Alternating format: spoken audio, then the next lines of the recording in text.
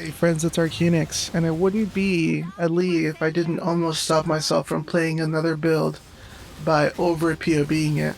And that build is the Int-Accuracy Juggernaut. And so I've been paying attention to this build the whole time, this league, since it was in, like, being made by Palstron early in the league.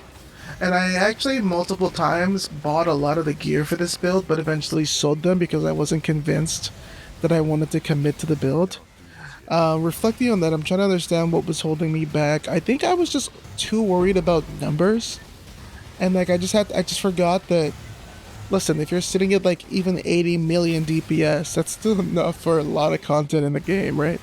The current iteration of this build is sitting at 230 without a Val Reeve ticked, and I think that it's hilarious how I rolled an earlier version of this that was probably doing like just about 100, and that was still more than enough for a lot of content, right? Like right now I'm doing very juice black content, as you'll see in the background.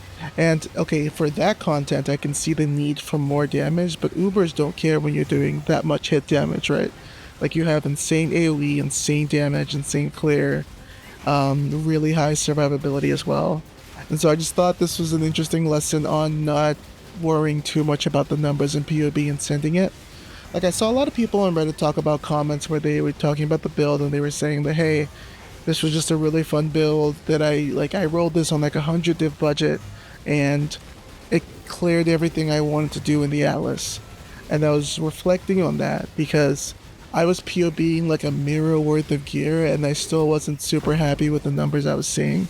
I think the reason for that, if you're curious, is the non-Mage Blood version of this build doesn't have a lot of movement speed. And because of that, the non-Mage Blood version of this build just struggles a little bit with relying on the Whirling Blades. And the Whirling Blades attack speed is so fast, it's like enough to like for people not to like the build for some people, and I didn't know if I would like that or not. Reflecting on that now, it doesn't bother me, but at the time I thought it would, and so I was trying to POB a version of the build where I would use a Mage Blood, but not a Simplex, and if I would have enough damage for it to feel good and play good at the same time. Spoiler alert, it felt fine. So I played this build. I started without the Mage Blood. I'll put the POB in the link in the description, where I used a Lapis Amulet that was double influenced. You could probably start cheaper and use a Great Wolf if that's where you really wanted to start. And then I moved forward. And I'm not even using any melee damage per int graphs here. I'm just trying to scale as much int as I can while scaling crit multi and fixing resistances as well.